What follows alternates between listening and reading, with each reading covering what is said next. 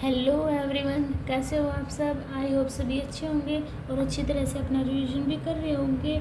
तो देखिए, last video में हमने एक्सरसाइज 5.1 को कंप्लीट कर लिया था। आई होप आपको उसमें कोई भी डाउट नहीं होगा। अगर आपको फिर भी कोई डाउट होता है तो आप कमेंट सेक्शन में बता देना, मैं आपके ऑल डाउट क्लियर कर दूंगी। ठीक है, तो देखिए अब हम एक्सरसाइज 5.2 से स्टार्ट करेंगे। 5.2 में फर्स्ट क्वेश्चन दिया हुआ है हमारे पास, z इक्वल टू -1 - √3। इसका हमें modulus and argument find out करना। आर्गुमेंट का मतलब क्या होता है, जो हमारा थीटा होता है वो किस क्वाड्रेंट में लाई कर रहा है, जो हमारा थीटा की वैल्यू होती है वो हमारी आर्गुमेंट से शो होती है। ठीक है, इतनी बात क्लियर हुई हमारी। अब देखो, मैंने कॉम्प्लेक्स नंबर की फॉर्म आपको पता होगा क्या लिखवाई थी, क्या होती है हमारी x प्लस आइटा वाई होती है, ये आपको पता ही होगा है ना। a प्लस आइटा बी लिखो या फिर x प्लस आइटा वाई लिखो, बात सेम होती है। ठीक है, तो देखो x की वैल्यू कितनी हो गई हमारे पास -1 और y की वैल्यू कितनी हो गई हमारे पास -3। तो देखो -1 - √3 है ना। अब देखते हैं हमारा जो थीटा है एंगल हमारे किस में लाई करेगा। देखो यहाँ पे हमारे सभी पॉजिटिव होते हैं, यहाँ पे भी पॉजिटिव साइन होते हैं, यहाँ पे हमारे नेगेटिव, यहाँ पे भी हमारे नेगेटिव। तो देखो दोनों नेगेटिव हैं, तो किस में लाई करेगा हमारा एंगल, थर्ड क्वाड्रेंट में लाई करेगा ना। ठीक है, इतनी बात क्लियर हुई। अब देखो जो हमारा जेड होता है वो r cos theta plus iota r sin theta के इक्वल होता है। ठीक है, और जो मॉडुलस ऑफ जेड निकाल लेंगे हम, तो r = x² प्लस y² के हमारा इक्वल होता है। ठीक है, तो देखो मॉडुलस ऑफ जेड या x की वैल्यू कैसे निकालेंगे, x की वैल्यू पुट करो, -1 का स्क्वायर करेंगे तो 1 और -√3 का स्क्वायर करेंगे तो 3 और 3 और 1 कितना होगा हमारे पास 4 और √4 किसकी वैल्यू कितनी होगी 2। इतनी बात सभी को क्लियर हो गई होगी। अब देखिए हमारी ये x की वैल्यू है, x = r cos थीटा है ना। x की वैल्यू कितनी है मेरे पास -1, r की वैल्यू मेरे पास 2 आई है ना। cos थीटा 2 को मैं उस साइड लेके जाऊँ तो डिवाइड में -1/2 cos थीटा -1/2 यानी कि 1/2। इतनी बात समझ में आई आपकी को। अभी इसको इतना ही रखो। ठीक है, अब देखो y किसके इक्वल है हमारा r sin थीटा के।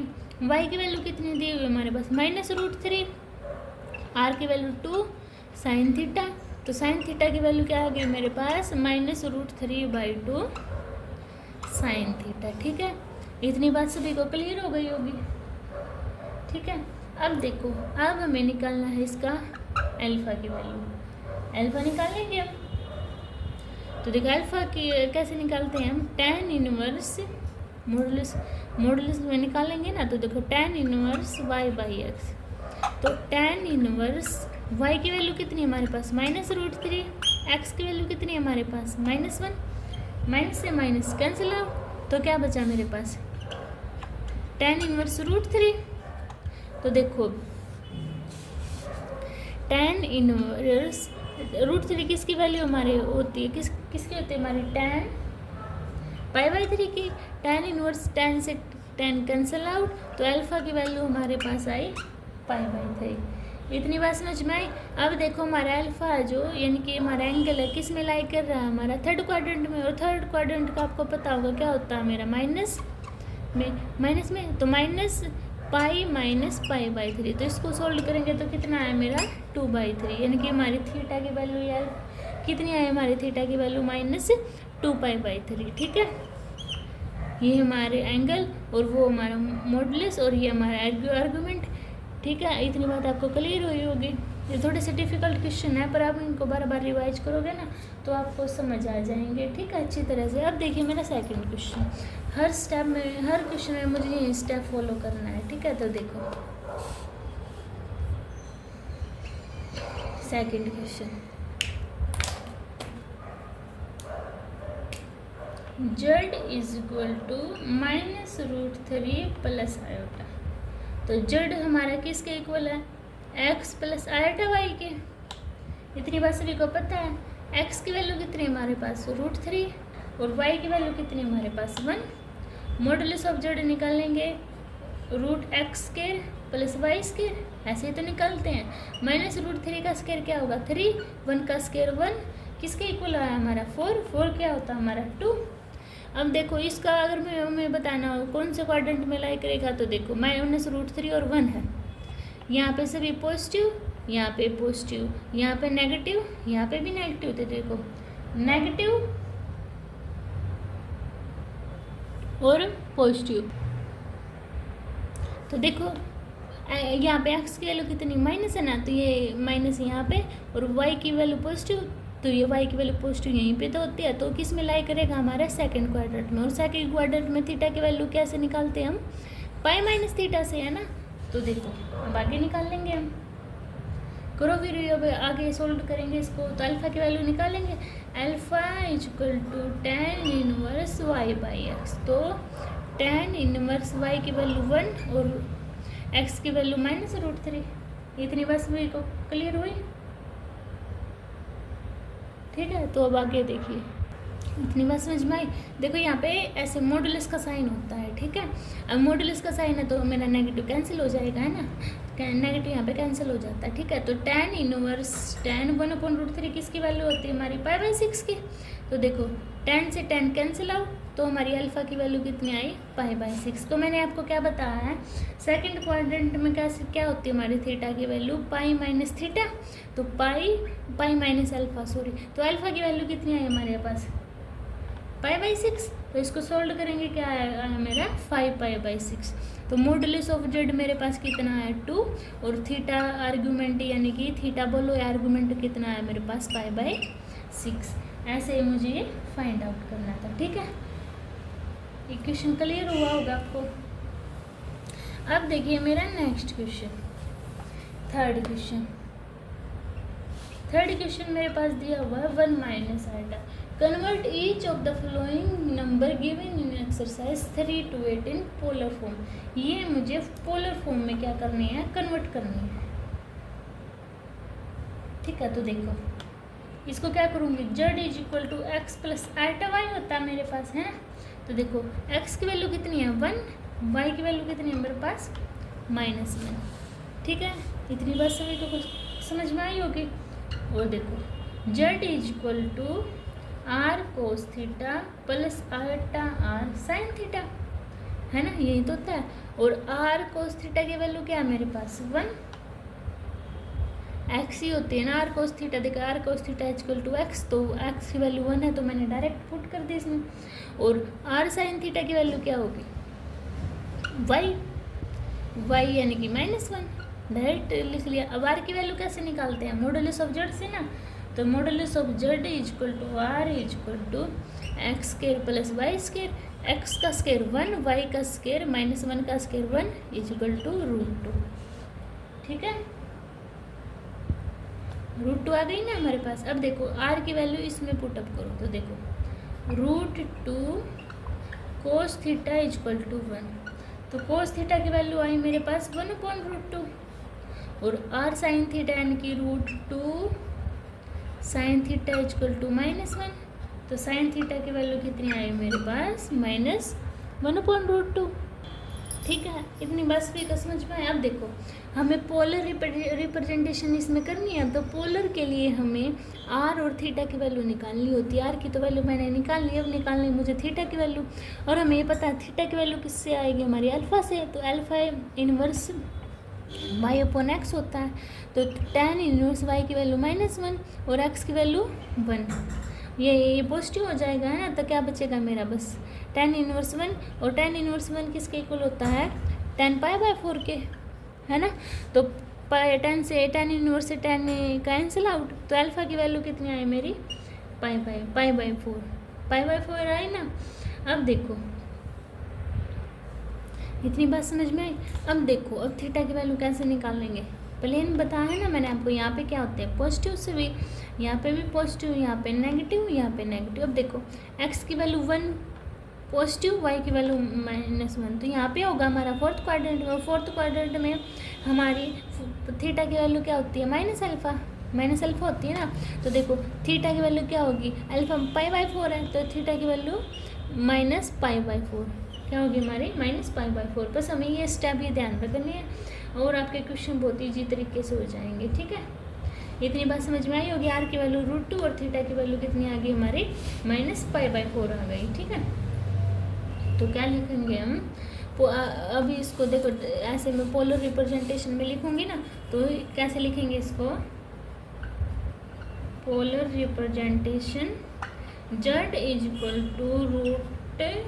√2 cos -π/4 प्लस आयोटा √2 sin -π/4। ठीक है, इसको हमें ऐसे शो करना है। अब इसको √2 को कॉमन निकालना चाहते हो तो कॉमन निकाल लेना। अब √2 बाहर निकाला तो cos -π/4 प्लस आयोटा साइन -π/4। ये हमें पोलर रिप्रेजेंटेशन में कंप्लीट कर दिया। ठीक है, ऐसे ही आपको ये सोल्व करना था। अब देखिए मेरा फोर्थ क्वेश्चन, देखो फोर्थ क्वेश्चन में मेरा क्या दिया हुआ है, -1 प्लस आयोटा। इसको कैसे लिखेंगे हम, z = x plus iota y। x की वैल्यू कितनी है हमारे पास -1 और y की वैल्यू कितनी है 1, है ना।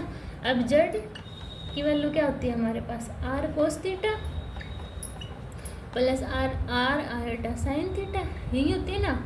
तो देखो सबसे पहले हम r की वैल्यू निकालेंगे। r की वैल्यू निकालो x² प्लस y², यानी कि x का स्क्वायर 1 -1 का स्क्वायर 1 ही तो होगा, और y का स्क्वायर 1 = √2। इतनी बात सभी को समझ में आई। अब देखो अब इसके निकालेंगे, x = r cos थीटा है ना।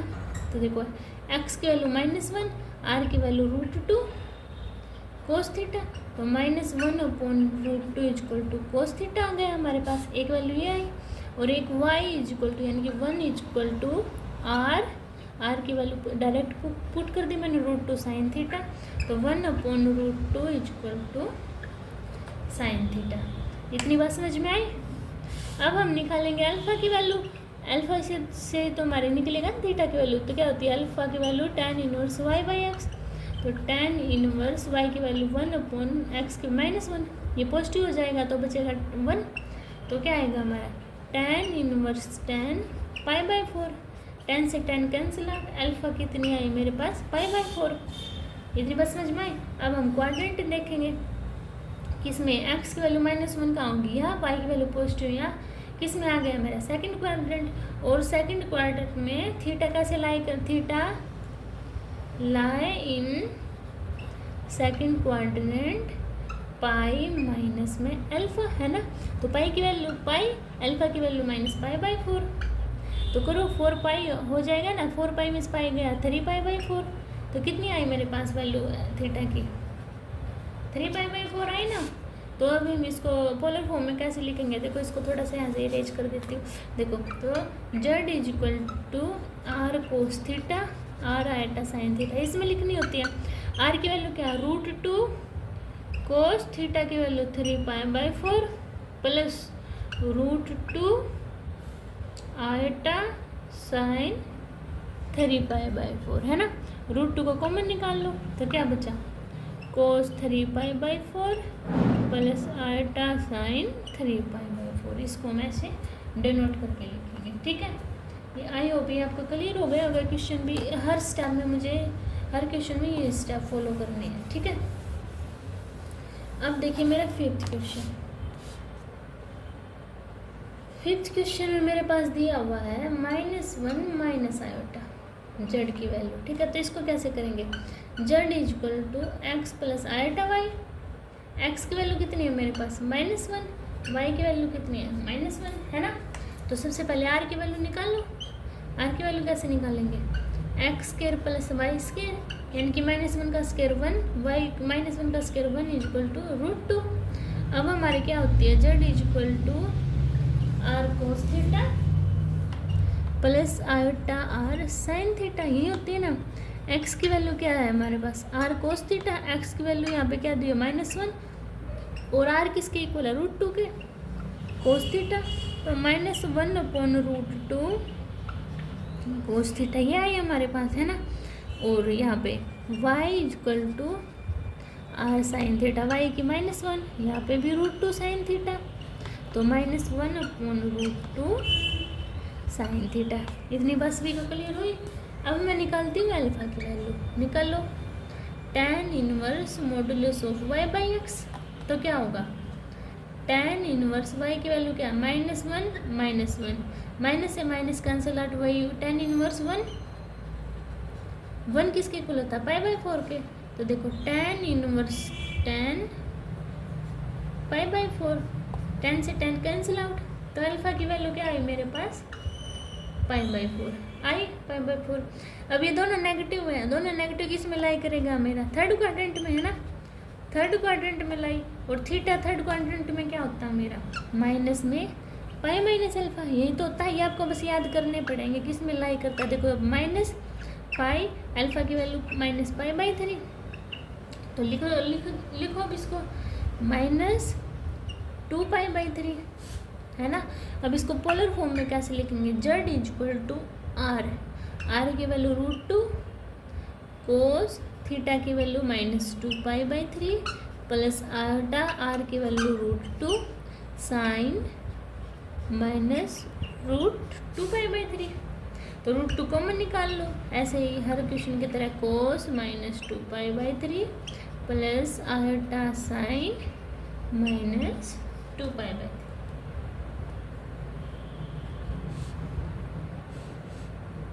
सॉरी π/4 है यहाँ पे, है ना। देखो π/4 है तो 3π/4, 3π/4, 3π/4, 3π/4, ठीक है। मैंने क्या कर दिया यहाँ पे π/3 लिख दिया, बट यहाँ पे π/4 है ना, क्योंकि tan इनवर्स 1 की वैल्यू tan 1 कहाँ पे होता है, 45 डिग्री पे होता है ना, यानी कि π/4 पे होता है। तो यहाँ पे बस आप π/4 लिख लेना, ठीक है। समझ में आया होगा आपको। अब देखिए 6 क्वेश्चन, 6 क्वेश्चन में मेरे पास दिया हुआ है -3। अब देखो तो z = -3 प्लस आटा 0, इसमें क्या मतलब है, x की वैल्यू तो -3, y की वैल्यू 0, तो फिर निकाल लो, क्योंकि z = x प्लस आटा y है तो आपको पता ही होगा। तो r की वैल्यू कैसे निकालूंगी मैं, x² प्लस y², x का स्क्वायर -3 का स्क्वायर और y 0 का स्क्वायर, √9 = 3, r की वैल्यू 3 आ गई। अब देखो z = r cos theta, r sin theta, यही होता है ना। तो r cos थीटा = x और r sin theta = y। x की वैल्यू पुट करो -3, r की वैल्यू कितनी आई है मेरे पास, 3 cos थीटा, तो cos थीटा की वैल्यू क्या होगी मेरे पास, -1, और r की वैल्यू 3 sin थीटा, y की वैल्यू कितनी है मेरे पास, 0, तो sin थीटा क्या होगा मेरे पास 0.3 यानी कि 0। इतनी बात समझ में आई सभी को। अब हम अल्फा की वैल्यू निकाल लेंगे, है ना, अल्फा ही तो निकालते हैं। इसके बाद अल्फा = tan इनवर्स y/x। तो देखो tan इनवर्स 0.-0√3 तो tan इनवर्स 0, tan इनवर्स 0 किस पे होता है हमारा, 0 पे। तो tan इनवर्स tan 0, 0 से 0 कैंसिल आउट, तो अल्फा कितना है मेरे पास 0। अब देखो यहाँ पे सभी हमारे पॉजिटिव, यहाँ पे पॉजिटिव, यहाँ पे नेगेटिव, यहाँ पे नेगेटिव, x नेगेटिव दिया हुआ है, नेगेटिव यहाँ पे दिया है, y 0 पॉजिटिव, तो सेकंड क्वाड्रेंट में लाई करेगा। तो क्या है मेरा, theta lie in second quadrant, यानी कि जो मेरा थीटा है किस में लाई कर रहा है, मेरा थर्ड क्वाड्रेंट में लाई कर रहा है। इतनी बात आपको समझ में आई। मैंने क्या किया, बस इसमें को r की वैल्यू निकाली, r की वैल्यू 3 आ गई मेरे पास। फिर मैंने z = r cos थीटा उसको x के इक्वल पुट किया, r sin थीटा को y के इक्वल पुट किया, और मैंने cos थीटा और sin थीटा की वैल्यू निकाल ली।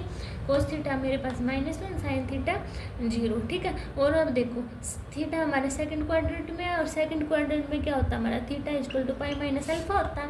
अल्फा की वैल्यू मेरे पास 0 आई हुई है ना। तो क्या करेंगे, मैं क्या यहाँ पे पुट कर दूँगी, थीटा = π - 0, तो क्या है मेरा पाई। अब देखो इसको आप लिख भी लो, जैसे कि ये होता है, यहाँ पे थीटा मेरा अल्फा होता है, यहाँ पे थीटा मेरा π - अल्फा होता है, यहाँ पे थीटा मेरा -π - अल्फा होता है, और यहाँ पे मेरा थीटा -अल्फा होता है, ठीक है। ये होता है हमारा। अब देखो इसको पोलर फॉर्म में z equal to r, r की वैल्यू क्या है 3 कोस थीटा की वैल्यू पाई प्लस आल्टा आल्टा आर की वैल्यू क्या है 3 साइन पाई। 3 को कॉमन निकाल लो तो क्या आएगा cos pi plus iota sine pi. ये हमारा आंसर है, ठीक है। अब देखिए मेरा 7th क्वेश्चन।